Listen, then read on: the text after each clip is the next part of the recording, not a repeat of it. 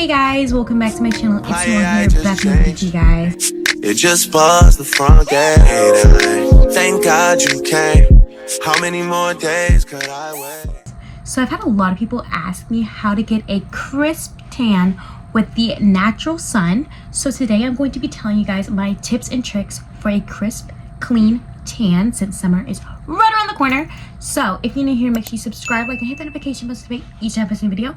And let's get on with the tips and tricks. The first thing is you have to eat before you tan.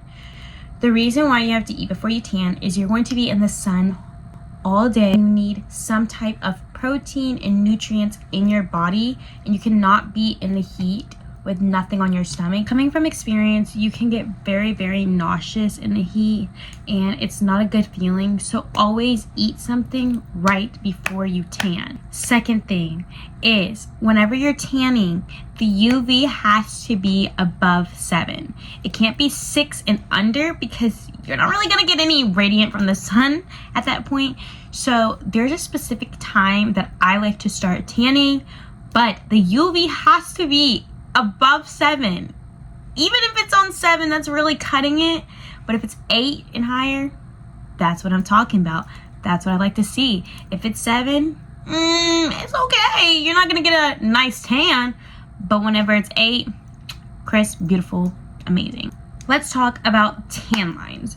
Okay, so my favorite thing is tan lines. As you can tell, this is from like 4 days ago and it's still here, still perfect.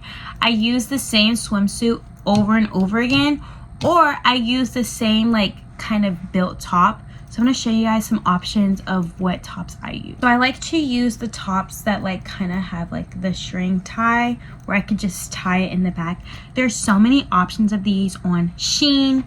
I don't really like anything a little too thick where I'm gonna have those thick tan lines, because there was a point where I did accidentally wear this wrong swimsuit and I got a really bad burn where my tan line was about this big, and it wasn't really pleasant to look at because my tan lines last a long time. The good thing about this swimsuit is if you are wanting to untie, you can easily untie it, and if you're laying on your belly to tan your back, you won't have those weird marks on the back of you, because honestly I hate having tan lines on the back of me because it's just like not really, I don't like it. It's just not pleasant. I hate it. This is the most important thing, is you need to stay hydrated out in the sun because you are going to get dehydrated. I promise you. I'm not just saying that just to say that.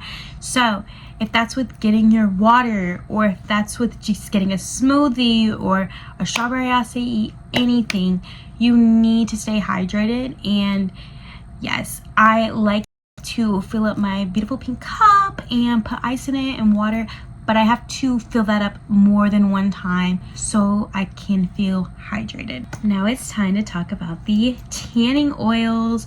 Okay, this is my favorite part to talk about because like I could talk about this all day. So I used to naturally tan with the sun. Not a lot of people can do that, so I'm gonna help you guys out, and I'm gonna give you my favorite tanning oil ever, and I'm gonna justify why every other tanning oil is not it. Starting off with some tanning oils that I have used and just I haven't really been successful with them. First up is the Sun Bum. This is probably the worst one I've used. It did not do anything at all. It did not make me dark. I didn't have my crisp tan lines. There was just nothing. I felt like this has so much sunscreen that like I didn't even get a tan. That's another thing. Do not overdo it with the sunscreen. A lot of people put loads of sunscreen where they're like, oh my gosh, like I didn't tan. Well, you put a lot of sunscreen. Anything that has higher than 50 SPF in them is probably not the safest option for you because you're not gonna get the tan you want. Next tanning lotion is this one. It's literally called Tanning Lotion by Coppertone.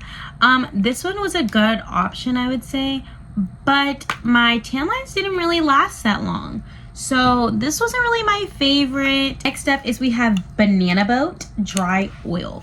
Okay, I like to stay away from the sprays because once again they have a lot of SPF.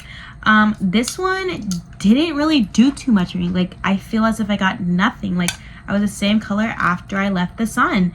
So I kind of want to stay away from this brand because I don't know. I'm not really a spray type of girl. And dry oil, I don't know. It's just like, I don't know. It just like feels also like very, I don't know. It feels like it's like has salt in it. I don't like it. Now we're gonna talk about the holy girl that literally is the best tanning oil, has done so much for me, and is the Hawaiian Tropic Tanning Oil. Oh my goodness. I could talk about this tanning oil for days. It has the perfect amount of SPF in it, number one. Number two, it's an oil, so it makes it feel like it's doing a lot more with oil. Then it also, like, it talks about how, like, it's not going to protect you from the sun. So you might get a burn from this oil, but let me tell you, your tan lines will last a long period of time. And if you like get burnt really easily, I would recommend using a little bit of sunscreen in this. I don't mean a lot of sunscreen, just a little bit. Like maybe like put it on your hand a little bit, rub it all over, and then put the tanning oil on top, and it will give you the most beautiful tan. And I'm not just saying that just to say that. I'm saying that because it's a fact. As soon as I see the results from this tanning oil, I just get amazed every single time. But what I will say is you have to keep moisturizing so you can avoid fading with your tans.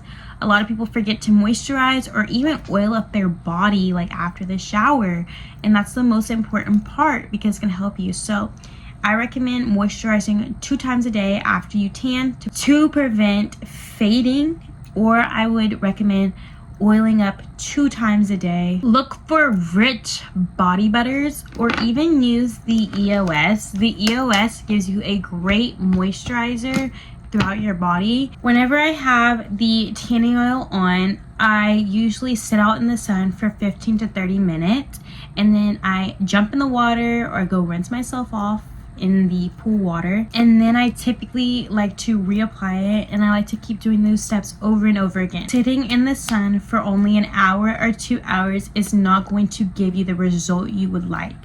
Usually I like to sit out in the sun from 11 a.m. to about 4 p.m. and I know that's a long period of time.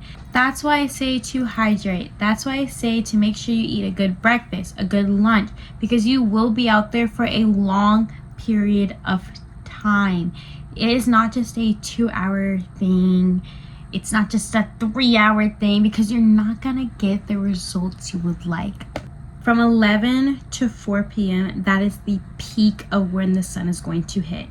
I can't promise you that it's going to still be there after 5. That's what I'm saying.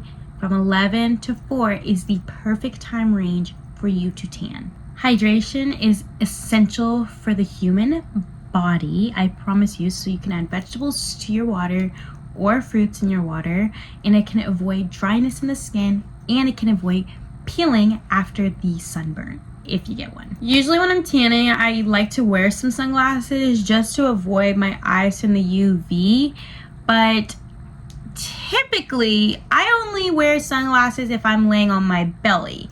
Now if I'm laying on my back, I need that UV in my face. So don't wear sunglasses the whole time, because you're not gonna really get too much of a tan on your face, or you're just gonna have a big block on your eyes and then the rest of your face is gonna be tan, and that's not really ideal. Avoid sleeping in the sun. Like, I know that heat can feel so good, but avoid sleeping in the sun, because first of all, you're gonna be dehydrated. Second of all, you're not gonna be having time to add on some more tanning oil, so I can't promise you that you're not gonna be cooked, burned after, depending on the location. So please avoid sleeping in the sun. Make sure you are changing your positions frequently, like from your back to your stomach, because the heat can get very uncomfortable. I 100% agree with that, but you don't want to give up, so you got to keep moving, even jumping in the water, because I promise you, you're going to get just as much as UV and just as much as a crisp tan if you're in the water. So change your positions consistently. I hope you guys enjoyed this video, and I hope you guys learned a lot from this video. So I will see you guys in the next video. Make sure you subscribe, like, and comment. Leave a comment of what video I should do next. Bye guys.